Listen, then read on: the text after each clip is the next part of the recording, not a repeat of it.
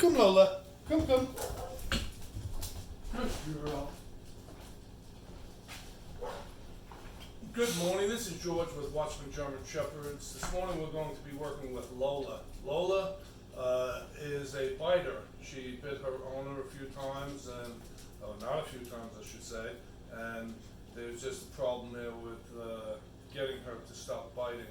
And so I would just say that, you know, the puppies, when they're born, they start to get a little, 3-4 weeks old. Their whole social structure is in no small part based on the playful biting that they do. They bite each other's tails, they bite each other's necks, they bite each other's ears.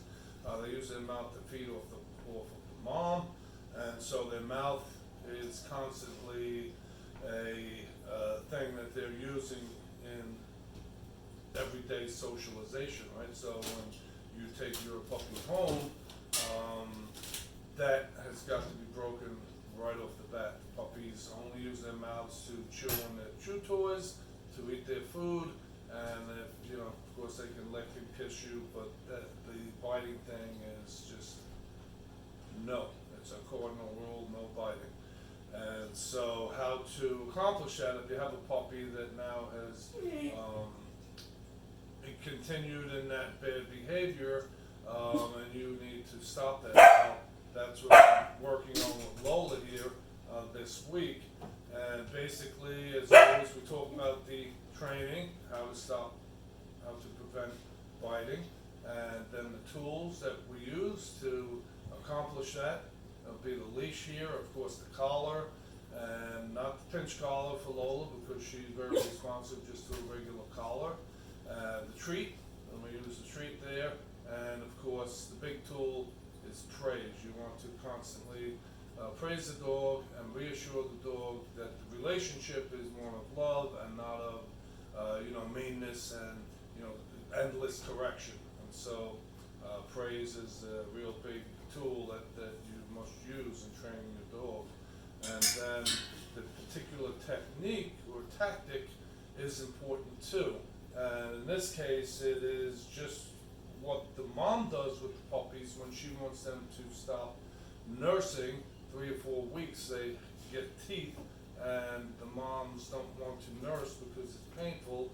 So what she does is she will bite the puppy's muzzle when they try to nurse off of her at that stage, and they get the idea pretty readily.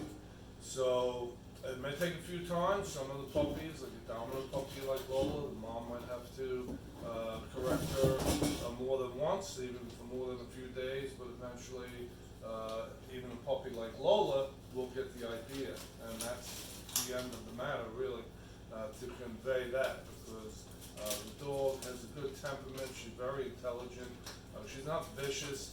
It's just an extension of things that are pretty natural to them, and they've never been capped. They've never been limited or whatever to any degree of any successful degree, right? So if you don't know, then you don't know, right? And I understand that. And so when I didn't know, I didn't have this particular problem, but what we would find is just regular chewing things, chewing electric cord in the house, chewing on the furniture, and so that behavior we would initiate the muzzle squeeze like the moms did to correct that. But the biting I had not had to deal with at this level. So the first day that I worked with Lola, I wanted to bring about that situation where she would bite me. And so I did that and held her on my lap. She did not respond by biting me in that. I held her up for 5-10 minutes.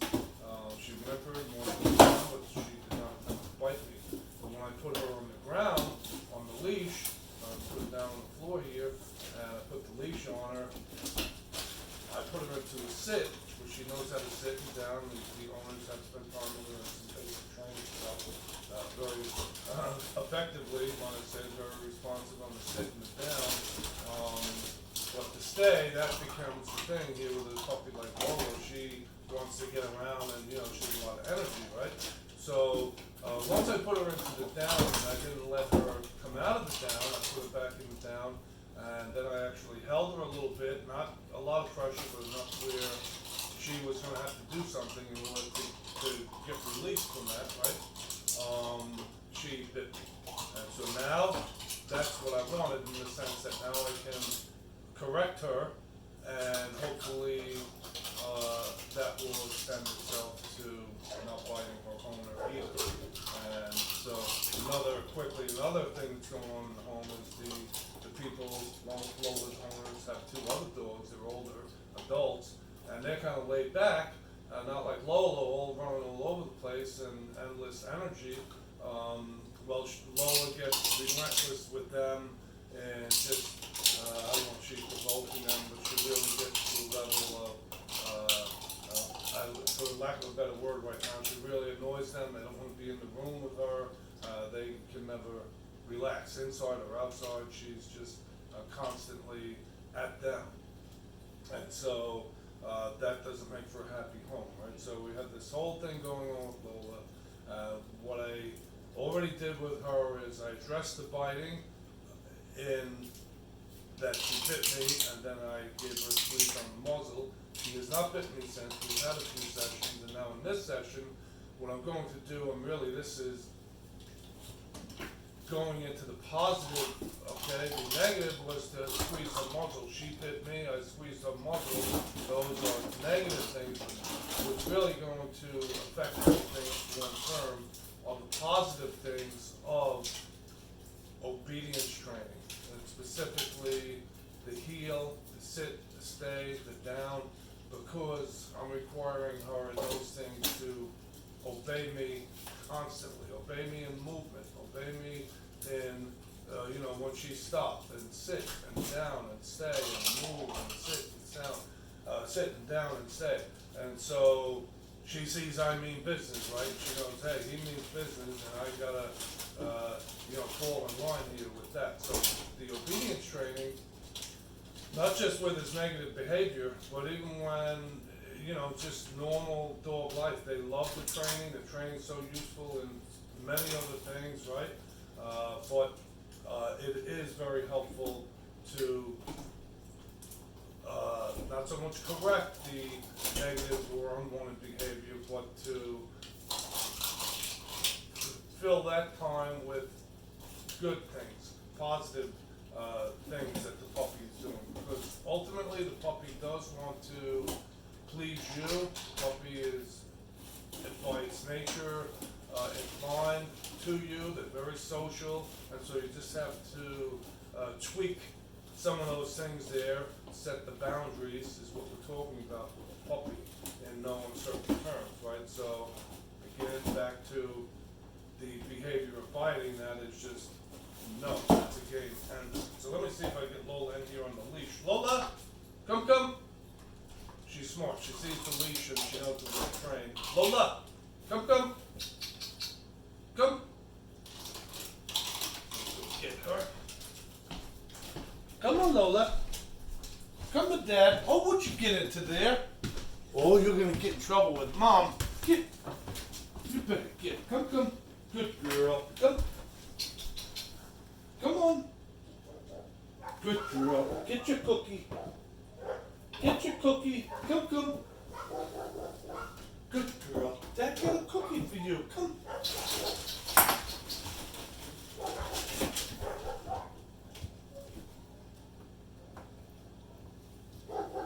Sit.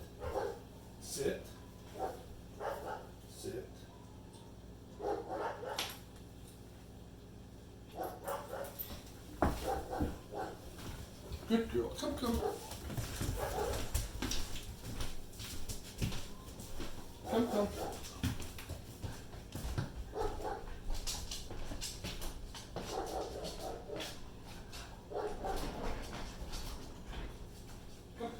Sit. Yeah, she's being especially spunky, and that's fine. She's a young puppy and she's energetic. There's nothing wrong with that. When I just went to get her, she was playing with the water bottles, and she had gotten a box that we had over there, an empty box. Lola, no, sit, stay. And so she's just playing all over the place, right? So if you can't watch her, you put her in the crate in those most times, right? And then there's no big getting into it. You correct her, no, but if you let her go, she's going to go right back to the water bottles and the paper and the cardboard box that she was into. She goes in the crate. It's not a punishment. It's just a matter of just keeping things where they're manageable, right? And then over time, those are longer term things where no, she can't bite the box. You may not have the time to stand right over her, and no, you can't do that, or you can't bite the case of water bottles. Lessons like those are won over a longer time. And so back to the biting thing, let's just do a little bit of the heel. And again, what I'm doing is getting her away from that negative behavior of biting, and we're doing some constructive, positive things with her. Lola, heel. Good. Heel. I get the Lola. Shouldn't even see the treat. Heel. Lola, come. Heel. Heel. Good. Good heel. Good. Good. Sit. Good. It takes always a few times with a puppy like this just to get her into the routine of healing. Last time she was really doing good. Lola, heel. Good. Good. Lola, heel. Good. Heel. Good girl, Lola. Heel. Heel. So I have her, by the way, doing the behavior. She has no idea what heel means. She's following the treat. In large part, another part, she knows that I'm not going to give in, so she's just going to follow me. Lola, good girl, heel. Good. Good girl. Good girl, look at you, look at you. Good girl, yeah. So a little is a lot, I would say that. A little bit is a lot. We're just building on each little session before, and that's how you have to accomplish anything with the puppy here. And so whether trying to correct bad behavior or replace that bad behavior after it's corrected with positive behavior, the thing is the dog is giving you its undivided attention, and it knows at the end of all consideration kind of that you're going to prevail. You're going to the puppy is going to do what you say that it's going to do, and that's basically the relationship there, right? The puppy can rule you, you have to rule the puppy, and that's not in a over-domineering way, it's just in a keep everything in its perspective way. And so we'll go back and forth 1 or 2 times with Lola, try her in a sit. Come, come, come. Yeah, come, heel. Good, Lola. Good, heel. Heel. Good girl, heel. Lola, heel. Sit. Good girl. Stay.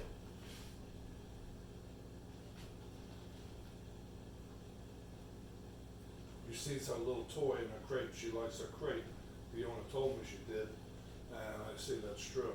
She'll go in that crate for a half hour. She'll walk in there by herself and play with a toy. So a dominant puppy like this can be a little more difficult to train, but to me the rewards are all the greater there when you get to that level with the puppy, and basically you're socializing, civilizing, domesticating the puppy, having it to be a pet that is a joy to have in every way. And so those things do not come without effort, nor should they. Here, good girl. If you want a lap dog, then you get a lap dog. But if you want a German Shepherd, that's going to be all the things that the German Shepherd is. It's going to take some effort. And that's not to say that people don't readily understand that, but it's to just drive home the point of the breed is what it is, right? And the work that goes into it, again, as with most things, they have their dividends, they pay off. And so, all right, well, that'll do it for this session here, I think. I've just explained more than I showed. She has not tried to bite me again, and I'll do this 4 more times today, this session with her, just getting her attention where she's just going to be resolved to the fact that when I take the leash out, she's gonna, do what I'm telling her to do, and then that works to when she's off the leash. I take it from the leash work to off the leash, and once those basics are established, then the rest comes a lot easier. And so hopefully this is helpful to you. I don't know everything about training, but I know something, and I think that these things are helpful and effective if you take the time. Again, 4 or 5 sessions a day, 15 minutes is plenty with a puppy like this at this age. And so hopefully these things are helpful to you. And until next time, this is George with Watchman German Shepherds, WatchmanGSD.com. Thank you for subscribing, liking, sharing.